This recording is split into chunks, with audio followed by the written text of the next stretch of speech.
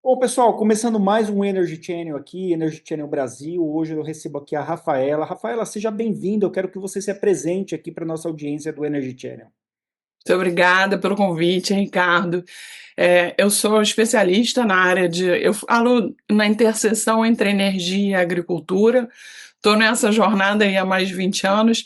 Esses dias eu estava dando uma aula, eu falei, eu estou nessa jornada quando não era sexy, quando ficou sexy e continuo nela quando deixou de ser sexy. Então, assim, eu realmente acredito nessa pauta, acho que é muito importante para a gente e tem muita oportunidade para o Brasil. Obrigada Com pelo convite. certeza. Com certeza. Então vamos bater um papo bem bacana aqui. Bom, a primeira pergunta, Rafaela, que eu quero te fazer é quando você tem uma trajetória única entre energia, agronegócio e indústria. Onde você enxerga hoje a maior oportunidade, valor na interseção entre esses três setores na transição energética? Eu acho que, assim, vou me repetir, porque eu acho que é quase uma catequese aqui para nós brasileiros, mas o Brasil ele tem um sistema único. Acho que hoje, olhando todos os países do mundo, nenhum país conseguiu integrar o sistema agrícola com o sistema energético como a gente conseguiu integrar. E a gente tem vários exemplos disso. O mais óbvio é o etanol, que começa lá na época do pró-álcool, a gente já tem 50 anos de experiência com etanol, de cana, é, sendo o principal driver de crescimento, e aí nos últimos 5 anos a gente viu o etanol de milho sair do zero para 22% da produção nacional de etanol, que para mim também exemplifica bem o nosso poder e o nosso potencial de criar setores e indústrias do zero. Então, falando desse potencial, eu acho que a gente tem alguns setores, né, vários, mas alguns bem interessantes. O primeiro, tenho que dizer, é o biometano. Eu sou suspeita para falar, fui uma das pessoas que ajudou a criar essa indústria. Estou muito satisfeita com, acho, o crescimento que eu vejo hoje, mas a gente está muito longe do potencial que o Brasil tem. Então, hoje a gente produz mais ou menos 3 milhões de metros cúbicos de biometano, e, segundo análises da Biogás e outras instituições, a gente teria um potencial de produzir mais de 100 milhões de metros cúbicos dia, que é um potencial também não visto em nenhum outro lugar do mundo, né? Então, assim, mesmo os Estados Unidos, que também tem um sistema agrícola bastante robusto, não tem esse nível de potencial. Então, eu acho que certamente biogás, biometano é uma dessas frentes, uma frente super relevante, porque ela apoia em dois grandes é, desafios que a gente tem. O primeiro é a dependência de combustível importado. A gente ainda é um grande importador de diesel, é, não vou falar dos fertilizantes, mas também o biometano tem uma vertente que poderia apoiar na a gente decrescer um pouco dessa dependência, porque os resíduos do biometano podem ser utilizados para a produção de fertilizantes, mas vamos, assim, focando especificamente na importação de GNL e diesel, que a gente ainda faz bastante, o biometano pode ser uma solução. E o segundo desafio é a descarbonização da frota pesada, né? Um país altamente rodoviário, isso não é aqui novidade para ninguém. E o biometano é muito legal poder falar isso, porque no passado eu falava pode ser uma solução para substituir o diesel, e hoje a gente vê concretamente que é uma solução para substituir o diesel com cases concretos. Tem várias empresas que já adotaram aí uma frota a biometano, parte da sua frota a biometano, como é o caso da Ambev, própria Copersucar agora acabou de anunciar. Tem muitas empresas já testando esse modelo, é, e a própria Scania já produz os caminhões localmente. Então, acho que os desafios tecnológicos, as dúvidas regulatórias, hoje elas estão bem menores. Então, essa para mim é certamente uma grande fronteira. E a segunda fronteira é SAF, que é combustível sustentável de aviação, e substituição de combustível marítimo. São esses dois setores, a aviação e o marítimo, são dois setores que tem uma dificuldade enorme para descarbonizar. Primeiro, porque a eletrificação ela não é uma possibilidade, né, para nenhum dos dois. Quando a gente fala de longas distâncias, para curtas distâncias, por exemplo, voos até 60 quilômetros, você poderia ter, acho que talvez o helicóptero seja eletrificado. Como a gente já viu, né, drones de pequenas distâncias sendo utilizados hoje na China para fazer os primeiros experimentos ali de quilometragem pequena e tem sido muito satisfatório. Mas é o que você falou, é uma caixa de composição energética. Qual é a distância, qual é o país e qual é a melhor solução. Não é uma única receita de bolo para todos. Cada país Adoro. vai, cada país vai Totalmente. dar uma composição e falar assim: olha, o seu bolo vai ficar melhor com esses ingredientes aqui. Eu penso assim, e você? Ricardo, falar com quem conhece é outra coisa. Fico tão feliz de ouvir isso, porque é exatamente o que eu acredito, né? Não existe uma bala de prata. E acho que é muito importante a gente, enquanto país, entender isso. E o mais legal é o seguinte: o Brasil é um país que tem vários países dentro, né? Então, às vezes eu digo, cada país vai ter sua solução. Aí abro um parênteses enorme, digo, o Brasil pela nossa dimensão continental, eles são vários países dentro do mesmo país. Então, assim, para nós, aqui dentro talvez tenha mais de uma solução. E é muito bacana você trazer esse exemplo dos drones. A gente tem uma empresa brasileira, que imagino que você conheça, que chama Eve, que é uma investida da Embraer, que já está listada na bolsa lá fora, e eles têm um eVTOL, que é o veículo leve aeroviário, Uhum. justamente para cobrir essas distâncias. Eu acho muito legal do projeto deles é que não só eles querem entrar para substituir os helicópteros, né, em cidades como São Paulo, que tem a maior frota de helicópteros no mundo, seria um ótimo começo, mas eles querem substituir talvez potencialmente o Uber Black, né, para essas pequenas distâncias. Então, assim, essa parte já está sendo endereçada. Mas quando a gente olha essa aviação de longa distância e o shipping de longa distância, o transporte marítimo de longa distância, a bateria simplesmente não tem densidade energética suficiente para endereçar, para ser uma solução viável. Exato. E é muito, acho legal também as pessoas entenderem que combustíveis líquidos, eles têm algumas vantagens estruturais que são difíceis de replicar. Primeiro, a gente tem uma densidade energética muito maior do que qualquer outro tipo de combustível, né? Seja gasoso, seja olhando a densidade energética da bateria, que basicamente você está carregando o elétron, né? No final do dia.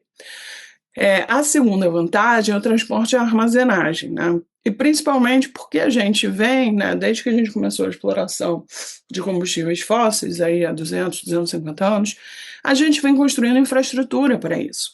Uhum. Então, os combustíveis líquidos, eles também têm a vantagem de aproveitar a infraestrutura existente. Então, quando a gente olha, voltando para o nosso papo aqui, a substituição, a descarbonização do setor de aviação e marítimo, ele vai passar necessariamente por combustíveis líquidos. A pergunta é quais, né? Quando a gente olha para a aviação ela tem 3 rotas possíveis, né? Hoje, eu sempre gosto de falar hoje, porque vai que aparece alguma Amanhã, coisa. com certeza. E é ótimo que seja assim, né? Sinal que a gente continua criando, né? Exato. Então, hoje ela tem 3 rotas, basicamente, né? A primeira, que eu chamo de a minha própria classificação, tá? Uhum. Curto, médio e longo prazo. Então, a rota de curto prazo é uma rota REFA, que é basicamente a hidrogenação de óleos vegetais, que você aproveita um pedaço da refinaria para fazer esse processo. Então, você aproveita uma parte da infraestrutura existente e produz o SAF a partir dessa rota. Por que eu chamo de rota de curto prazo? Porque é a rota que hoje já está disponível a um custo mais próximo do que a de aviação. Ele ainda é mais caro, mas ele é o mais caro, mais barato que as outras soluções. Sim, palpável, né? Mais rápido Exato. de você conseguir ver isso viabilizar. Então, hoje, dos 2,5 bilhões de litros de SAF produzidos globalmente, que ainda é uma parcela muito pequena Se você pegar a demanda total de QAV é 375 milhões de litros equivalentes, é menos de 1% da demanda total. Desses 2,5 bilhões de litros hoje, produzidos no ano passado, eles foram basicamente nessa rota, produzidos através dessa rota REFA, tá? Qual é a limitação dessa rota? O produto, o feedstock que é utilizado para produzir esse combustível é o óleo vegetal.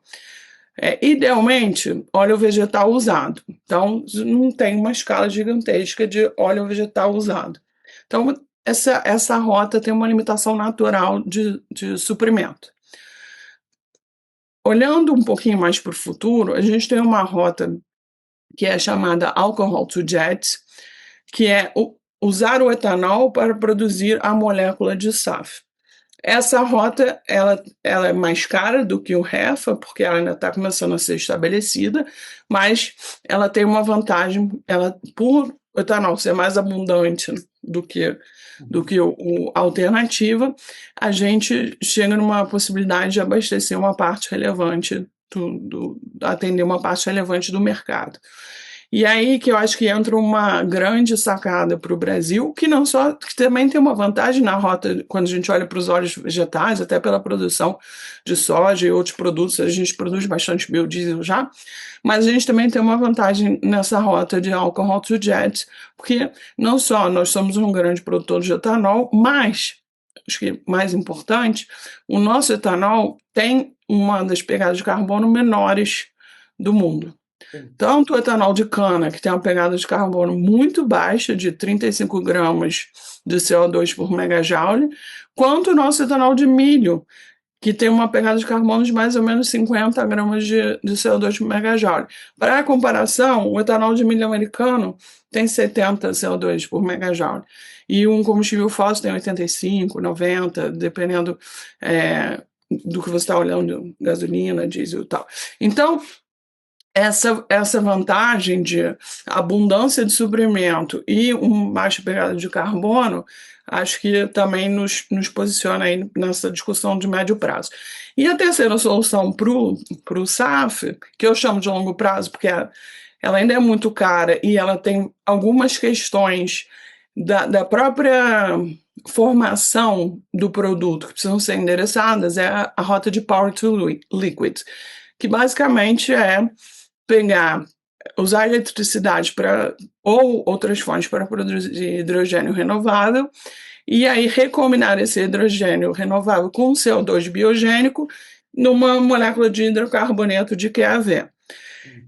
Por que a gente também tem uma vantagem aí? CO2 biogênico, onde você vai buscar? O Brasil pode ser uma grande fonte de CO2 biogênico, porque a gente tem basicamente toda a parte do biogás, que metade é CO2 e metade é metano, então metade do biogás para produzir o biometano a gente joga o CO2 na atmosfera, e o etanol e outros processos biológicos que produzem CO2 biogênico na fermentação. O mundo vai ter uma limitação de CO2 biogênico, porque, e aí, Ricardo, só para deixar claro, a gente fica falando dessas coisas, CO2 biogênico, hidrogênio, produção. No final do dia, hidrocarbonetos, que é o que a gente está tentando substituir, que é essa molécula com alta densidade energética e versatilidade, está no nome, né? Você precisa de carbono, não tem milagre. Então, tudo a gente vai para cá, vai para lá, e a gente está sempre falando no final do dia de quais são as fontes de carbono que eu posso acessar para substituir para produzir um substituto desse produto. Então, etanol é a fonte de carbono, é o próprio etanol, né? Quando a gente olha para o REFA, a fonte de carbono são os óleos vegetais. E no Power to Liquid você vai ter que ter uma fonte de carbono, porque não tem como fugir dessa equação. Então, acho que essa é a segunda maior avenida para a gente.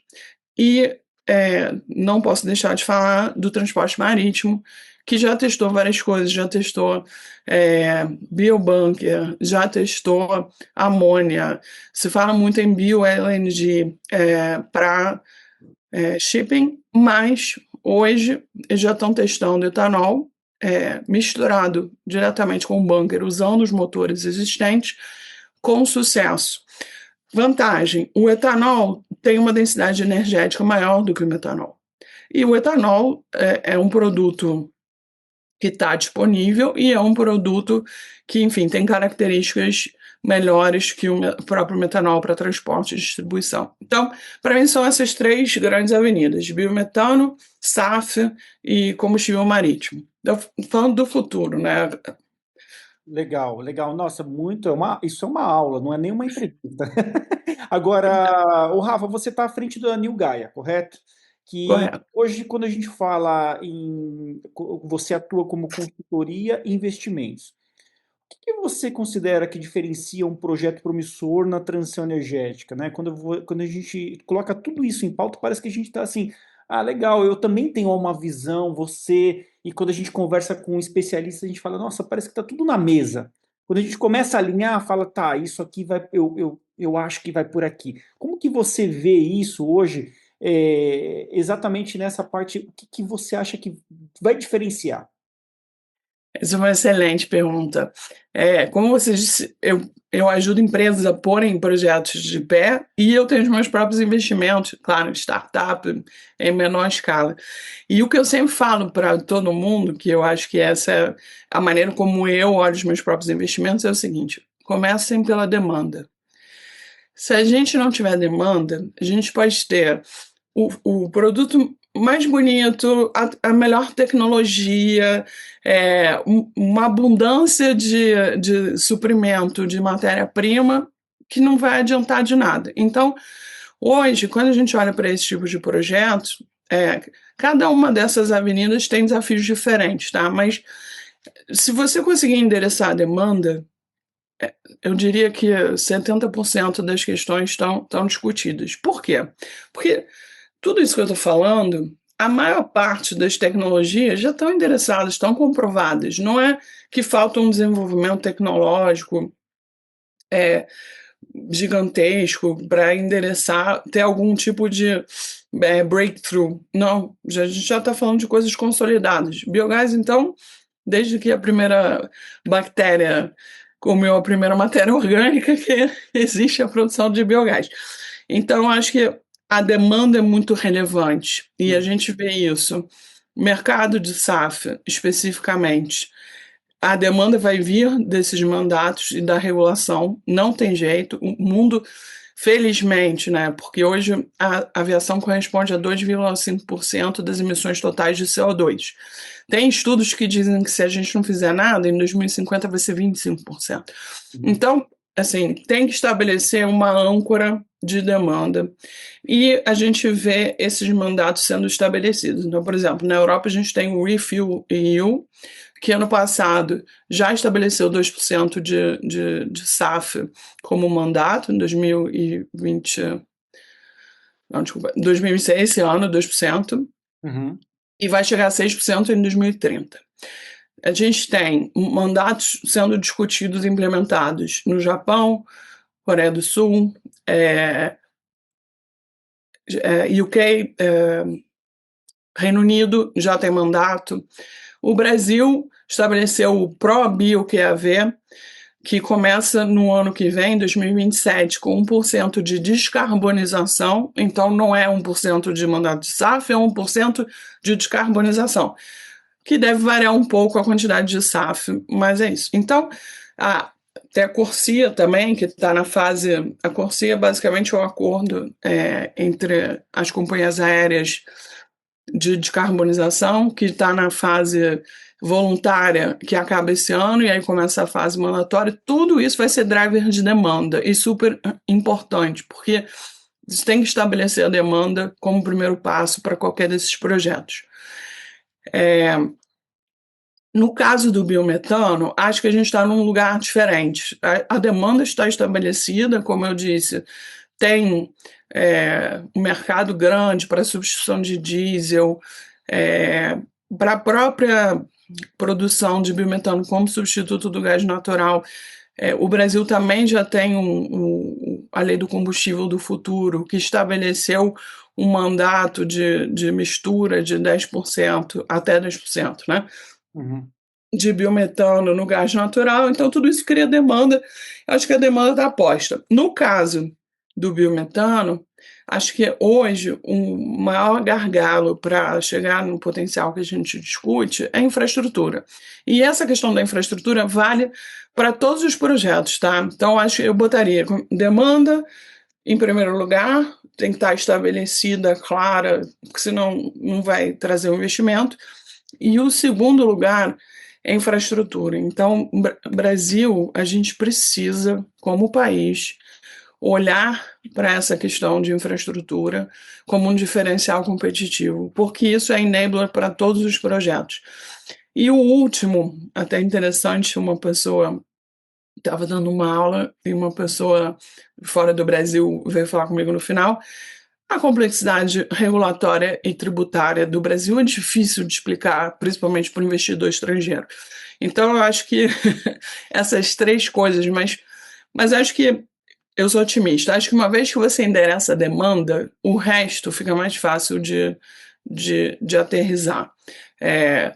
A gente, como país, deveria fazer um trabalho de infraestrutura e de simplificação regulatória, aproveitar esse momento em que o mundo está discutindo qual vai ser a nova realocação de quem serão os novos supridores de energia global, né?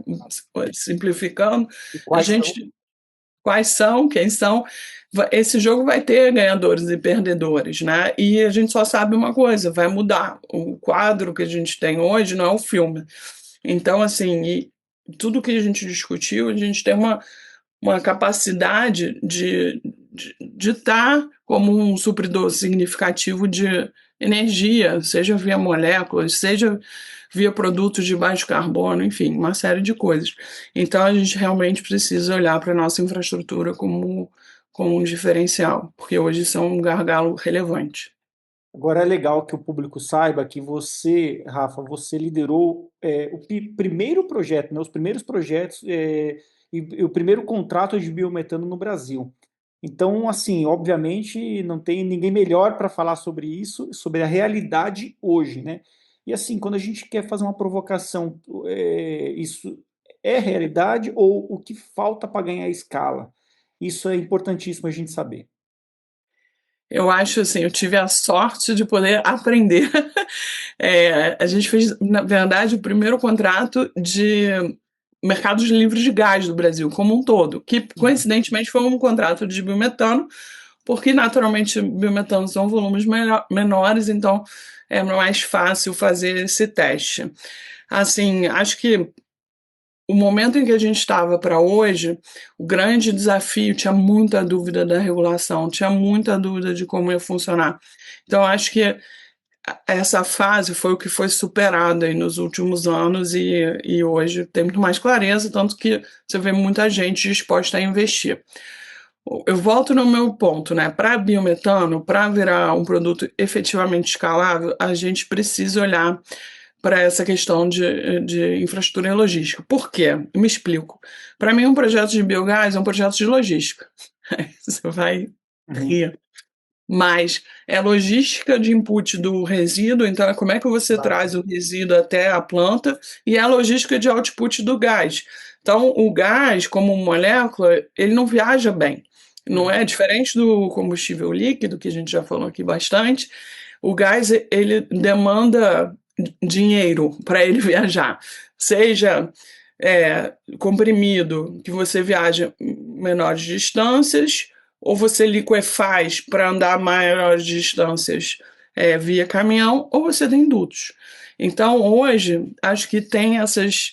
É muito importante a gente olhar para essa infraestrutura de distribuição, porque isso, para mim, é um dos grandes viabilizadores do, dos projetos. E, inclusive, para a agregação dos resíduos para você conseguir ter plantas com escala e aproveitar esse potencial que a nossa agricultura traz. Tem uma discussão ainda importante, relevante, sobre a fungibilidade do CEGOB, que é o certificado de, do biometano, e da interconectividade desse certificado com os mercados globais de carbono. Um tema extremamente técnico, Uhum. mas basicamente, assim, para todo mundo entender, a gente precisa garantir que a certificação que a gente está estabelecendo agora, ela seja aceita no Brasil e fora do Brasil, sem nenhuma discussão. Então, isso é importante, porque como a gente está indo para um sistema de book and claim, que basicamente é separar o atributo ambiental do produto físico, no caso o biometano, que é excelente, permite ao comprador e ao vendedor também, mas é o comprador dessa molécula, pegar o atributo ambiental e alocá-lo no que ele quiser. Então, por exemplo, se eu sou um exportador Uhum. de produto, eu posso vender esse atributo ambiental junto com o meu produto e não necessariamente alocá-lo aqui. E isso permite acessar mercados em que o crédito carbono pode ser que tenha mais valor do que o nosso mercado, pelo menos por enquanto. Então, acho que esses dois pontos são importantes. Sensacional. Quando a gente olha para o Brasil e o potencial enorme com soluções de baixo carbono, especialmente ligadas ao agro, por que ainda avançamos devagar e o que poderíamos, em uma questão de regulação, financiamento ou visão estratégica? Assim, avançamos devagar. Eu sou muito otimista, Ricardo. Então, assim, eu acho que a gente avança rápido. Você vê o crescimento da produção de soja do Brasil nos últimos 5, 10 anos. A produtividade, um crescimento absurdo. O que eu já comentei do etanol de milho, que não existia até ontem. As coisas que a gente está olhando para Macaúba. Acho que quando em terra degradada, a nova fronteira agrícola, né, de Mato Piba, a gente vê projetos hoje sendo feitos na Bahia que antigamente era impensável. Então, assim, eu acho que quando a gente se propõe a fazer alguma coisa, a gente, como país, dado inclusive a nossa experiência e tudo, e o poder que a gente já tem no nosso agro, a gente faz rápido e faz bem. O que a gente, assim, sendo muito objetivo e direto. Acho que toda essa questão de transição energética não é uma agenda ambiental e não deve ser tratado como uma agenda ambiental. Acho que se a gente conseguir replicar aqui, em maior escala, o que o país fez com o Proálcool, que é uma política industrial supra-governos e de país para transição energética, e isso envolve não são incentivos imediatos. Uhum. Isso envolve construir indústrias, isso envolve investimento em infraestrutura e logística, isso envolve simplificar aquilo que a gente já falou, o nosso sistema. é, Quando eu falo sistema regulatório, tem dois lados da complexidade, né? Um é o primeiro, o que a gente pensa, né? A regulação dos produtos e os mandatos e tudo mais. Não, tem um lado, do outro lado da, da discussão, tem o trabalho que é para abrir uma fábrica no Brasil, para abrir um porto, para. Então, assim, são anos de estudo. Então, a gente precisa agilizar esse tipo de discussão. Senão a gente perde o time, né? Se a gente Total. for nesse time de hoje, a gente fala, poxa, pode ser que quando chegar lá, já não é mais aquilo. Já tem gente que já fez, eu falo isso. Tem uma janela desse tamanho aberta, mas essa janela não vai ficar aberta para sempre, porque, de novo, a gente está começando pela discussão da demanda. Se a demanda existe, alguém vai atender. Eu gostaria muito que fôssemos nós, Exato. mas, mas a gente tem um dever de casa para fazer. Então, acho que simplificar o. A gente fala muito, né, doing business em Brasil, não sei, simplificar isso, acho muito, muito importante. Isso vai da nossa burocracia ao sistema tributário complexo, à própria, enfim, todas as certificações que você precisa obter para operar aqui. A gente precisa simplificar isso e agilizar. Tá. Quando você atua também como conselheira e investidora em diversas iniciativas, quais são hoje as tecnologias e modelos de negócio que mais te chamou a atenção? E por quê? As tecnologias, eu sempre olho para coisas ligadas com a tese que eu acredito, que é essa interseção entre energia e agro. Uhum. Então, tudo que tem a ver com eficiência agrícola e, e tecnologia embarcada no campo, eu sou extremamente a favor e extremamente entusiasmada, né? Então, aplicar todas essas siglas que a gente ama dizer, AI, SAS, Software as a Service, todas essas. é, eu acho que isso, para mim, é uma das coisas que eu acredito muito. E a gente já vê no nosso agro, está fazendo isso há 10 anos, né? Então, eu estava falando isso esses dias. Todo mundo falando de AI agora, AI já está no agro já tem bastante tempo. Sensores inteligentes, medidores, satélite, drone, a gente já usa tudo isso Tem. em Só vai escala. melhorar a forma de usar, né? Vai ampliar a Exato, visão além do alcance. Ah, se a gente usava o drone assim, e agora? E se fizer isso? E se mudar o tamanho dele? E se fizer tal coisa? E se colocar um combustível híbrido nele? E se fizer uma logística diferente? Então, total. vai que vai. Então, eu acho que essa é uma agenda que eu olho bastante. E a outra agenda que eu olho bastante também é essa de combustíveis produzidos através de biomassa.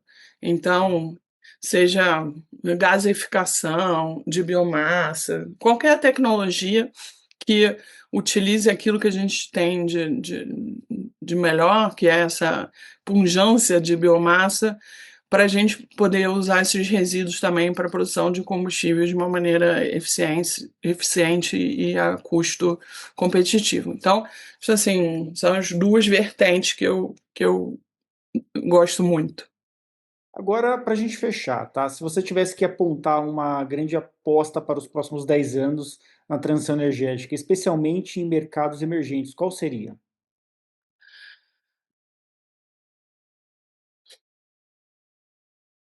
Eu não quero falar biometano de novo, porque eu acho que biometano Não, e é assim, essa é a pergunta que eu aprendo muito com especialistas como você.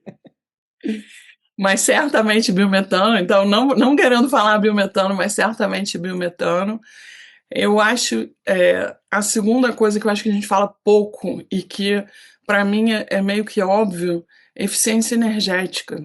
Uhum, Estava vendo uns dados muito interessantes. A gente fala muito de AI e o quanto os data centers vão exigir de energia nova e tal, mas uma parte relevante da energia nova que está sendo demandada no mundo é para refrigeração. uhum, E faz sentido, né? O planeta está ficando mais quente. exato. Então, assim, eh, nesse sentido, eficiência energética, para mim, é talvez uma das maneiras mais fáceis, mas em algum momento vai ser essencial para endereçar o que a Uhum, gente já tem e toda essa demanda adicional que vai vir, enfim, seja do AI, seja de refrigeração, seja de outras coisas que a gente nem sabe hoje. Então, acho que eficiência energética é uma. E eu vou ser um pouco polêmica aqui, o último, nuclear. uhum. Mas talvez não o nuclear que a gente tem hoje, né? A nuclear que a gente conhece hoje, que todo mundo tem É, medo. Talvez uma é, nuclear um pouco diferente. é. A gente fala muito de fusão, fissão, então eu acho que nuclear, numa forma diferente. Eu tenho visto, Uhum. enfim, bastante gente investindo nisso, muita discussão tecnológica, mais no longo prazo, eu acho que vai ser um caminho. Então, acho que essas três coisas: Perfeito. biocombustíveis, eficiência energética, nuclear. Exato, e esse ponto que você colocou central aí, que seria a eficiência energética, é um passo que todo mundo do setor dá um passo para trás e fala, tá, peraí, todo mundo precisa de energia, ok? A gente está pensando muito em como fazer, como produzir energia, que tipo de energia, qual é a composição, combinação. Mas peraí, como que eu posso melhorar este consumo específico de refrigeração? Como que eu posso melhorar esses equipamentos? Então, será que essa é a melhor forma que até hoje foi feita? Então, esse vai ser um passo importante na discussão dos próximos passos aí. Que legal, Rafa. Eu gostei muito de conversar com você. Quero te chamar mais vezes aqui para um bate-papo aqui no Energy Channel. Quando quiser. E parabéns aí pelos seus trabalhos. E acompanhe aqui, se você hoje quer saber um pouco mais, nós temos 3 portais, energychannel.com, lá você vai encontrar também o Intelligence Report, que são pesquisas avançadas ali para o setor energético. Então, seja bem-vindo aqui na programação da Energy Channel, e eu vou agradecer aqui a Rafaela aqui por essa entrevista. Obrigado, Rafa. Obrigada pelo convite, tudo de bom. Prazer.